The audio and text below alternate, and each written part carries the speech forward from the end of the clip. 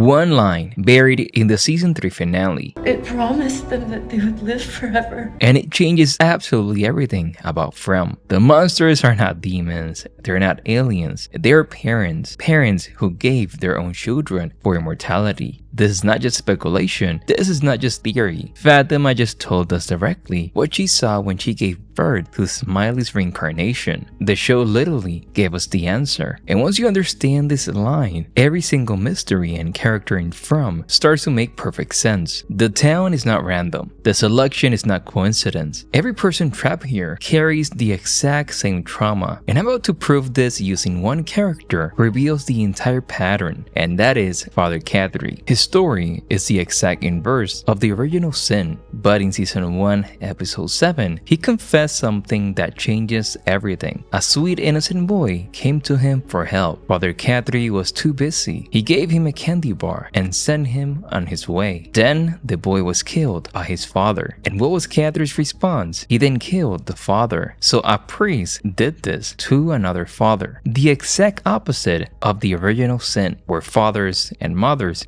gave their children. But think about the details Father Khatri gave us. The boy was sweet and innocent. He came for help. He trusted the priest. Sounds familiar? Maybe not yet, but that's the exact dynamic between the original children and their parents. Trust, innocence, and ultimate betrayal. Father Khatri didn't just tell us this story once. He obsessed over it. He carried the guilt like a physical weight because he already felt one child who tried to communicate danger. So book 74 is not random. What if this is book 74?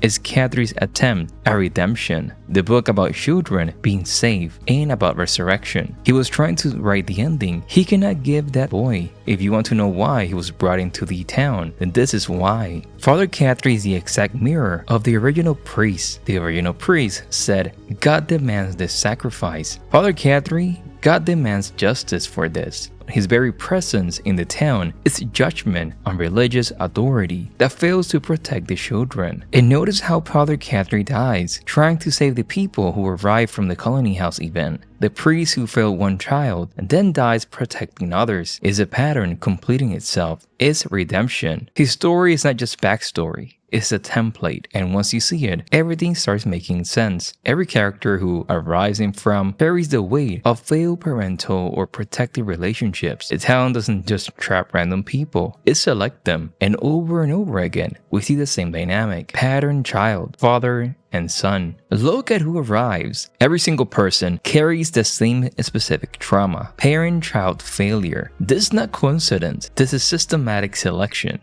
The road doesn't appear when you're lost. It appears when you're already living in your own prison, already punishing yourself for failing someone you have protected or were not able to. Jim and Tabitha lost a child. Marriage was failing. But look deeper at their specific trauma. Thomas died, and she carries the weight of maternal failure, the mother who cannot protect her own child. Every interaction with children in the town, she's trying to redeem that moment. This is why she was obsessed with saving the ghost children, because she cannot save her own. Jim is a father as protector whose intellect is useless. All his engineering knowledge, all his problem-solving skills, worthless against forces he cannot understand or control. But watch his final moment. He dies protecting Julie, not trying to solve the mystery, not trying to be the smartest guy, just a father in that moment choosing his child over his own life. He passes the test the villain failed. But he's not the only one. Boyd Stevens, the father forced into an impossible choice, infected wife or son. Abby was lost to the town madness. Boyd had to choose, save his infected wife who might hurt their son, or save their son from his infected mother. In that moment, he chose Ellis. He chose his son. He also passed the test the original priest failed. But here's what makes Boyd's story even more powerful. He carries the guilt anyway. Not because he wants power, but because he needs penance. Every person he fails to save in the town is another weight on his shoulders. He goes out of his way to keep families together. That's why they heard in episode 1, when Frank was not able to protect his family because he knows what it costs to break them apart, even when you have no choice. Even the young adults carry this trauma. Sarah's brother died because of her choices. She heard the voices, followed their commands, and Nathan paid the price. She's a sister who failed to protect. Now she's haunted by voices that might be real or might be her guilt manifesting.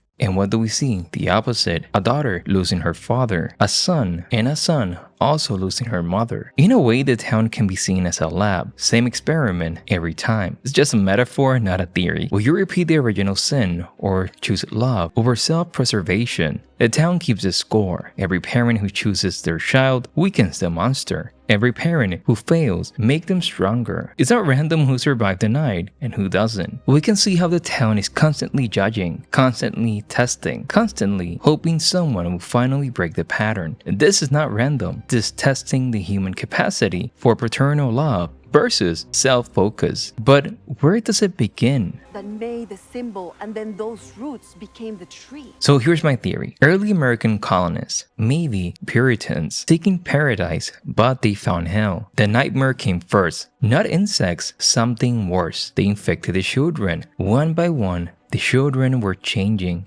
becoming something the parents didn't understand, something that scared them maybe. So they prayed, they begged for guidance, and something answered from the forest. Not God, something else, something that has been waiting in those woods for exactly this moment of desperation. But maybe the children were not just dying, they were maybe evolving. Maybe the cicadas, for them, were not killing them, they were transforming them into something that could fight back against the entity in the forest. The parents saw their children changing and assumed it was evil, but it was actually their salvation. The entity knew this maybe, so it had to act fast before the children completed their transformation. So it exploited the one thing that could stop the process: parental fear.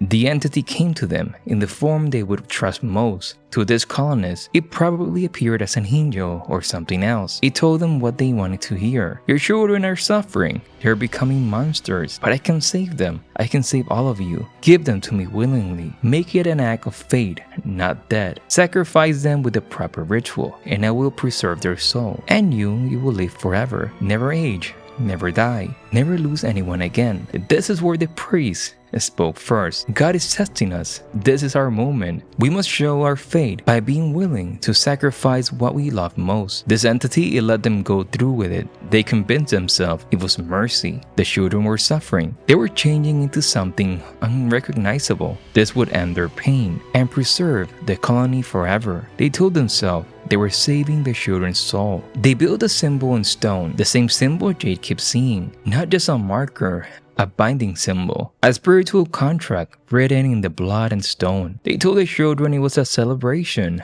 a special ceremony. They made them wear white, pure and clean for the sacrifice. They sang to them the same lullabies they sung every night. The priest's son went first to show faith, to lead by example. Who was the priest? The man in yellow. And who was his son? The boy in white. He trusts his father completely. Right up until that moment, the knife comes down. That trust turning to betrayal. That's the moment everything changed. That's when the boy in white transformed, not as a ghost, but as the force of pure betrayal given form. The other children followed. Some realized what was happening and tried to run. Like we see with Tabitha and Jade. Maybe they said no, so they were trapped or held back.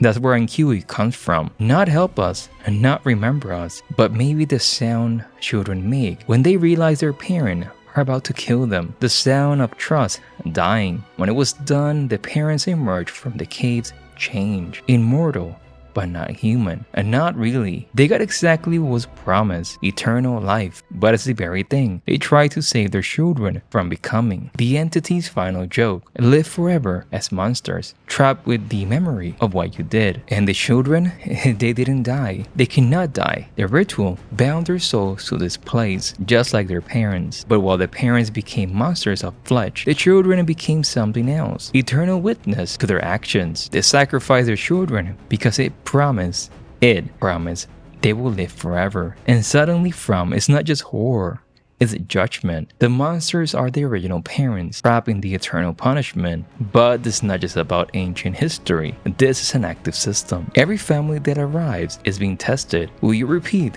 the original sin? What would I sacrifice to save the people I love? Every arrival is both a test for the newcomers and pain for the original parents. They have to watch new families struggle with the same impossible choices. They have to see what they could have been, like Fatima. She could have been a mother. But here's what I have not told you yet. If the monster are just the original parents serving their eternal sentence, who's running this whole system? Who's the warden of this prison? This is not just about guilt and punishment. This is about something much bigger. A father and a son locked in an eternal conflict over the nature of love, sacrifice, and redemption. Subscribe because what I'm about to show you will change everything you thought you knew about From.